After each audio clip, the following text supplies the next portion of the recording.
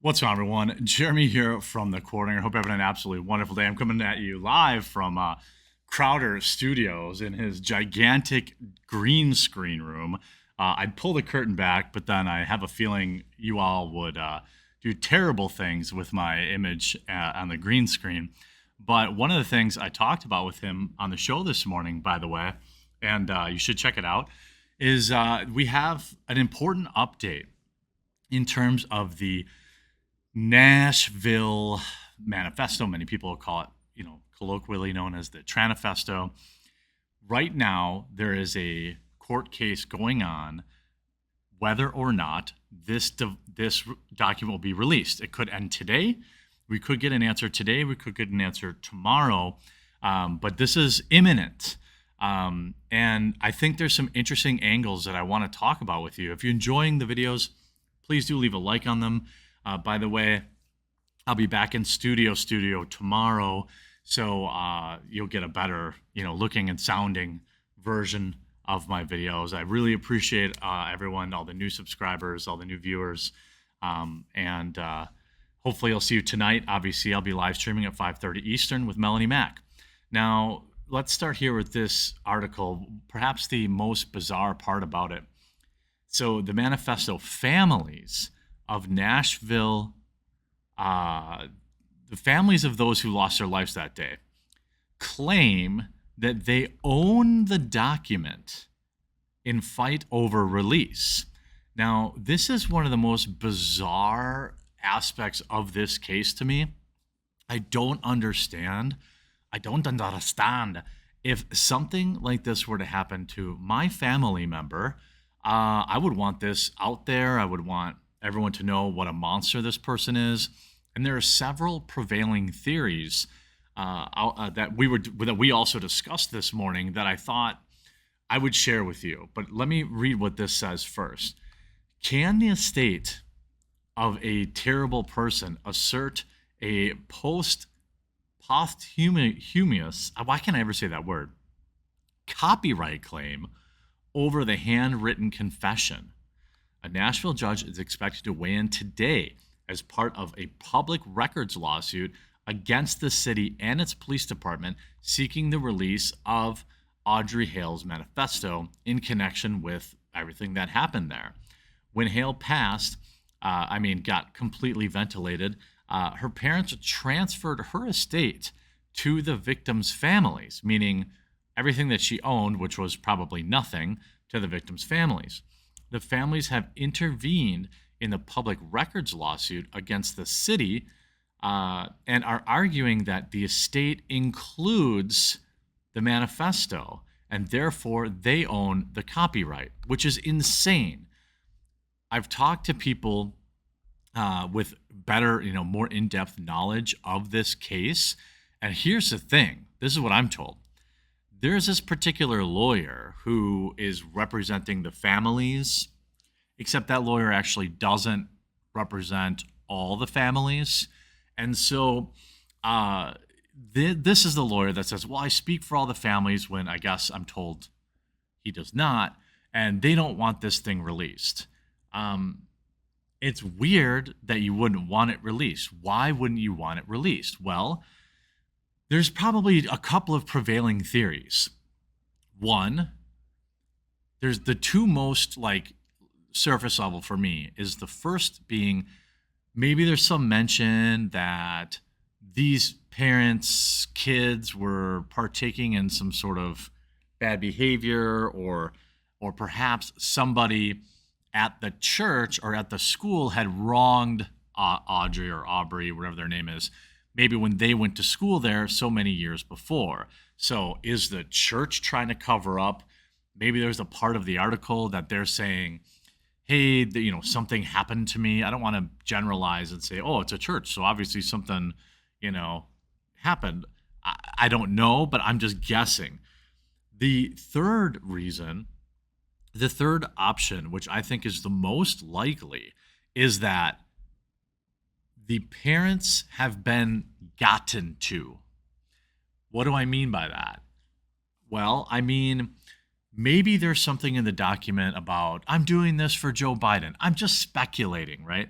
I'm doing this for Joe Biden, or Donald Trump made me do this, or I subscribe to this gender ideology, and I really looked up to so and so, and they taught me the light, or Kamala Harris gave me the power to do what I needed to do.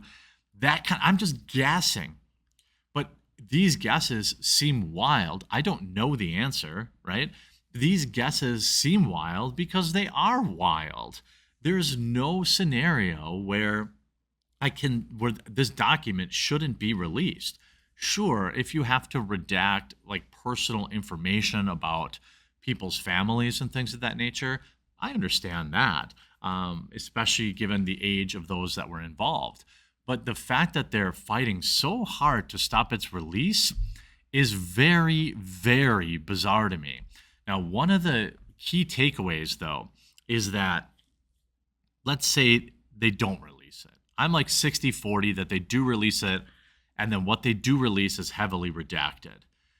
The 60-40 of them releasing it, let's say they do release it. I'm sorry, don't. If they don't release it, then the prevailing message that everybody's going to know is that it probably had something, ideologically negative in it. The stuff we've already seen in the document, read like some sort of paranoid schizophrenia, obviously mental health issues, but there are important documents, there are important sentences in this document that I need to know more about. In particular, for me, the one section about it where it said, I need to know more. I'm sorry, incorrect. It said, I almost got caught. Remember that section? Like, I almost got caught, and it was like 2 or 3 years previously to that. What does that mean? Does that mean your parents found stuff? Does that mean like cops showed up at your house? What does that mean?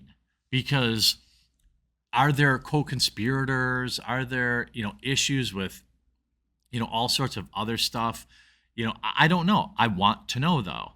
Of course, Hale, who was a trans artist who, police identified as Aiden, obviously did terrible things. I'm not going to go through that.